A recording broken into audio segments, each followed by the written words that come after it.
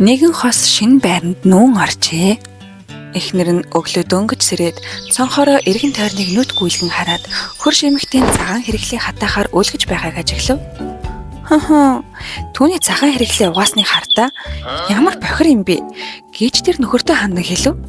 Харин энэ үед нөхөр нь сонин уншаад эхнэртээ төдийлөн анхаарал хандуулсангүй. Магадгүй түүний савн нь муухан байсан байх л та. Эсвэл энэ эмэгтэй угаасаа юмасаа угааж чаддгүй ч юм билүү?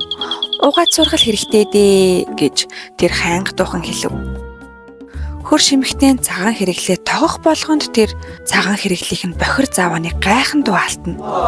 Нэгэн сайхан өглөө эхнэр нь цонхоороо хараад мөн л дуу алтав гин. Хөөх! Өнөөдөр түүний цагаан хэрэглэл үнэхээр цэвэрхэн болчихжээ. Эцэст нь нэг хөрш маань ингэж нэг угааж сурах гэжтэй. Гэхэд нөхөр нь яг ч тийм биш л те.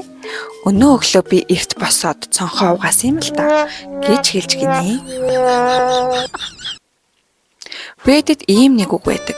Хэрвээ та хэн нэгнээс алдаа дутагдал олж харж байгаа бол яг тэр алдаа дутагдал таны дотор ч гэсэн байгаа. Тиймээс бусдыг шүүмжлэхээс өмнө эхлээд өөрийнхөө дотор руу өнгөж байгаарай.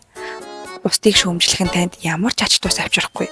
Харин өөрийн нэг алдаа дутагдлаа олж хараад түүнийгээ засаж чадвал энэ нь үнэлж баршгүй ашиг тус юм аа.